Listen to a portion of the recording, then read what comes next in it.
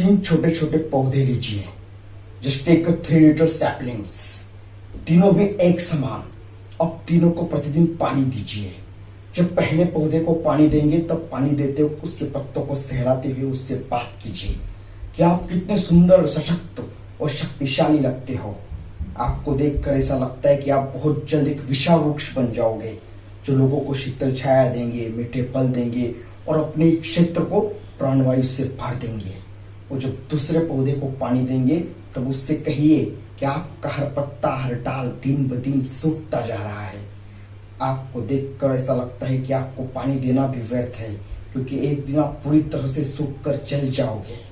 और जब तीसरे पौधे को पानी देंगे तब उसको सिर्फ पानी दीजिए, कोई शब्द मत कहिए।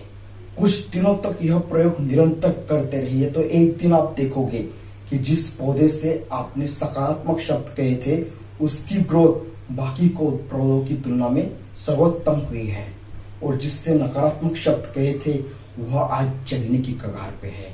और जिसको सिर्फ पानी दिया था, कोई शब्द नहीं कहे थे, उसकी ग्रोथ मात्र साधारण हुई है।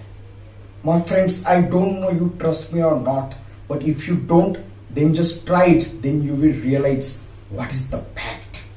एक छोटा सा पौधा, लेकिन क्योंकि वह सजीव है इसलिए यदि हम उससे सकारात्मक या नकारात्मक शब्द कहते हैं तो उस तरह का प्रभाव हमें उसके ऊपर दिखता है। तो जरा सोचिए, हम जिंदा रक्त, मांस और हड्डी से बने हुए इंसान, हमारे ऊपर यह शब्द कितना प्रभाव डालते होंगे। हमारे माजी राष्ट्रपति और महान वैज्ञानिक डॉक्टर एपीजे अब्दुल कलाम जब छोटे से थे तब एक दिन वह अपने परिवार के साथ बैठकर खाना खा रहे थे।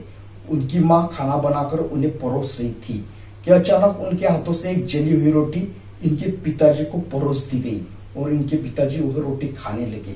लेकिन जब यह बात इनके माताजी के ध्यान में आई तो उन्होंने इनके पिताजी से कहा कि माफ कीजिए, मैंने गलती से आपको जली हुई रोटी परोस दी है। तब इनके पिताजी ने मुस्कुराते हुए उनसे कहा, कोई हर्ज नहीं, वैसे भी मुझे जली हुई रोटी बहुत पसंद है। और उन्होंने मुस्कुराते हुए उस रोटी को खा लिया। लेकिन यह बात सुनकर अब्दुल कलाम बड़े विचलित हो गए।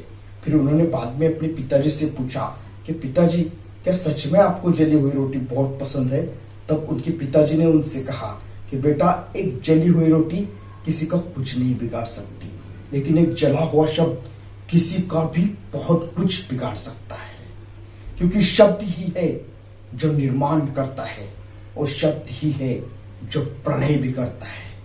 शब्दों से ही सृजन होता है और शब्दों से ही संहार भी होता है। Muhammad Ali, the great boxer of the world. दोस्तों, मोहम्मद अली जब भी बॉक्सिंग के लिए रिंग में उतरते थे तो वह अपने आप से कुछ शब्द कहते थे, I am the greatest, I am the champion, I am the greatest, I am the champion. यह शब्द वह इतने आत्मविश्वास और जुनून के साथ अपने आप से कहते थे कि यह शब्द सुनकर उनका प्रतिस्पर्धी भी मान लेता था कि यही चैंपियन है, और वो आधी बाउट वहीं पे हार जाता था। मोहम्मद अली कहते हैं कि यह शब्द I am the greatest, I am the champion मैं तब से कह रहा हूं जब मैं कुछ भी नहीं था, और यह शब्द कहते कहते ही मैं वो बन गया जो मैं आज हूं।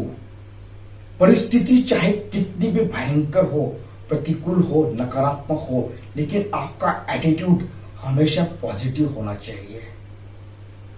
आपकी जुबान पर हर वक्त सिर्फ एक ही शब्द होना चाहिए, I can do it, I can do it, I can do it.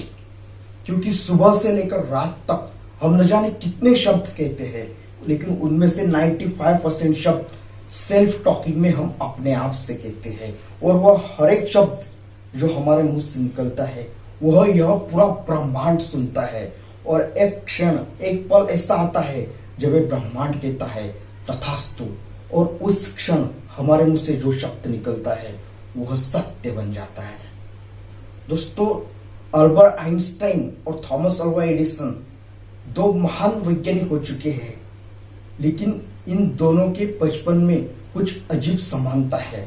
बचपन में इन दोनों का रवैया, इनका बिहेवियर कुछ इस तरह का था कि लोग इन्हें मंद बुद्धि कहते थे, लेकिन फिर भी इनके परिवार के लोग, इनके पेरेंट्स इन्हें हमेशा कहते थे कि आप बुद्धिमान हो, आप जीनियस हो, आप सर्वगुण संपन्न हो और आप सर्वश्रेष्ठ हो।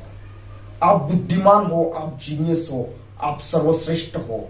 वो अक्सर यह कहा करते थे और एक दिन यह दोनों भी सर्वश्रेष्ठ बन गए।